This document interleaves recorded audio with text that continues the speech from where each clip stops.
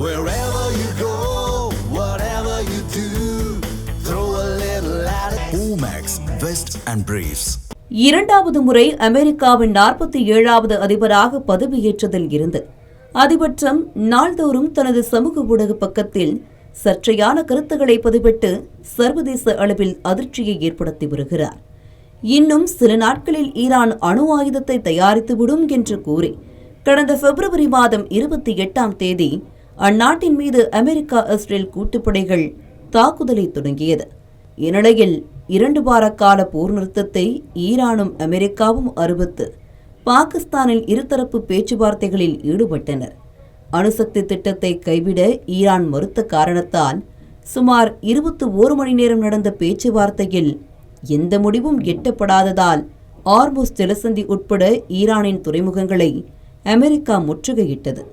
இதன் விளைவாக உலக எண்ணெய் வர்த்தகம் கடுமையாக பாதிக்கப்பட்டன. ஈரானிடம் உள்ள செறிவூட்டப்பட்ட யுரேனியம்தான் ஈரான் போர் முடிவுக்கு வருவதில் தடையாக உள்ளது.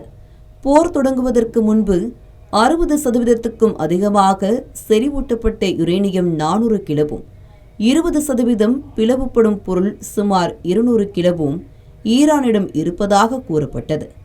ஈரானிடம் உள்ள பிளவுபடும் பொருளை எளிதில் 90% செறிவூட்டப்பட்ட யுரேனியமாக மாற்ற முடியும் என்றும் நம்பப்பட்டது.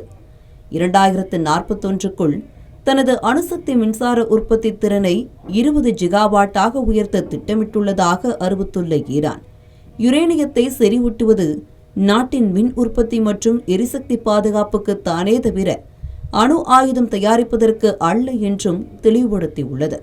ரஷ்யாவின் உதவியால் 2013இல் கட்டப்பட்ட புஷேர் அணுமின் நிலையம் ஈரானின் செயல்பாட்டில் உள்ள ஒரே அணுசக்தி நிலையமாகும். இது வெறும் 1000 மெகாவாட் மின்சாரத்தை மட்டுமே உற்பத்தி செய்யும் திறன் கொண்டதாகும். இது ஒட்டுமொத்த மின்சார உற்பத்தியில் சுமார் 1% மட்டுமே. நாட்டில் ஏற்பட்டுள்ள 25,000 மெகாவாட் எரிசக்தி பற்றாக்குறையை ஈடு செய்ய புஷேர் போல மேலும் 25 மின் நிலையங்கள் ஈரான் கட்ட வேண்டியுள்ளது. புஷேர் மின் நிலையத்தை கட்டி முடிக்கவே ஈரானுக்கு 20 ஆண்டுகள் தேவைப்பட்டது என்பது குறிப்பிடத்தக்கது. ஏற்கனவே கடந்த ஜூனில் நடந்த 12 நாட்கள் போரில் ஈரானின் முக்கியமான 3 அணுசக்தி நிலையங்களை அழித்துவிட்டதாக அமெரிக்கா அறிவித்திருந்தது. என்றாலும் யுரேனியத்தை செறிவூட்டுவதற்கான இயந்திரங்களும் ஒரு புதிய நிலத்தடி செறிவூட்டல் தளமும் சேமிப்பு கிடங்கும் ஈரானிடம் இருப்பதாக தகவல்கள் தெரிவிக்கின்றன.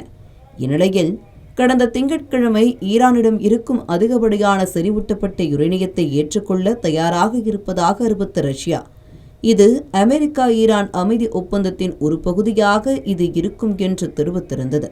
ரஷ்யாவின் இந்த முயற்சி ஈரான் அணு திட்டத்தை அமைதியான வழியில் கட்டுப்படுத்த உதவும் என்று ரஷ்ய அரசின் செய்தி தொடர்பாளர் திமித்ரி பெஸ்கோவ் கூறியிருந்தார்.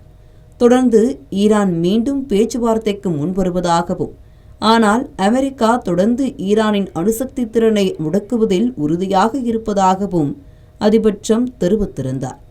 ஈரானிடம் உள்ள செறிவூட்டப்பட்ட யுரேனியத்தை திரும்பப் பெறுவோம் என்றும் எப்படியாவது மீட்டெடுப்போம் என்றும் கூறிய அதிபர் டிரம்ப், செறிவூட்டப்பட்ட யுரேனியத்தை ஒப்படைக்க ஈரான் தயாராக இருப்பதாக தெரிவித்துள்ளார். இந்த தகவலை ஈரான் உறுதிப்படுத்தாத நிலையில் தன்னிடம் இருக்கும் அனைத்து செறிவூட்டப்பட்ட யுரேனியத்தையும் ஒப்படைத்துவிட்டு இனி எக்காலத்திலும் அணு ஆயுத உற்பத்தியில் ஈடுபட மாட்டோம் என்றும் ஈரான் உறுதியளிக்க வேண்டும் என்று அமெரிக்கா உறுதியாக உள்ளதாக கூறப்படுகிறது.